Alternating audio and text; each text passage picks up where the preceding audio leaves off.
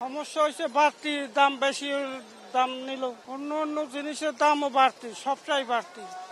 আর কি করলে ভালো হয় সেটা আপনারা ভালো বোঝেন, আমি কি করবো আর। গেছে সপ্তাহ তুলনায় এই সপ্তাহে আপনার দর্জনে 5 টাকা করে বাড়ছে।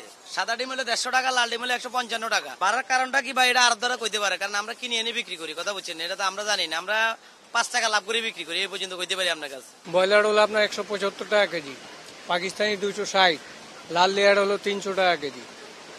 সামনের সপ্তাহ ছিল কম, ব্রয়লার ছিল 165, লাল ছিল 280, পাকিস্তানি ছিল 240, সবগুলা 20 টাকা করে মনে হয় বাড়ছে। আমদানি কম আছে, খাদ্যের দাম বেশি না, ওই দাম থাকলে তো চলবে না, খামারই পোষাবে না। আসল কথা এটাই, খাদ্যের দাম বেশি, খাদ্য 70-75 টাকা কেজি খাওয়া আছে, আসল ঘটনা এখানে। ইলিশ মাছ 1 কেজি 150, এটি বিক্রি করতেছি 1500 টাকা কেজি। আর 1 কেজি 100, 150, 200, এটি বিক্রি করতেছি 1600 টাকা কেজি। 1 কেজির নিচে 850, 900 গ্রাম, এটি বিক্রি করতেছি 1400 টাকা কেজি। ইলিশ মাছ গত সপ্তাহ থেকে এই সপ্তাহ একটু কমছে। সাদে গুণে বছর সব সময় পাওয়া যায় না, সিজন হিসেবে এই মাছটা পাওয়া যায়, তাই একটু দাম থাকে। এটা আর একটু কম থাকা উচিত ছিল বাংলাদেশ হিসাবে, বাংলাদেশি উৎপাদন হিসাবে।